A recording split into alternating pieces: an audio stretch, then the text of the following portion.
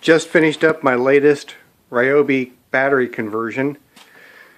Nice old Milwaukee 6.5 inch circular saw that I found out at Century.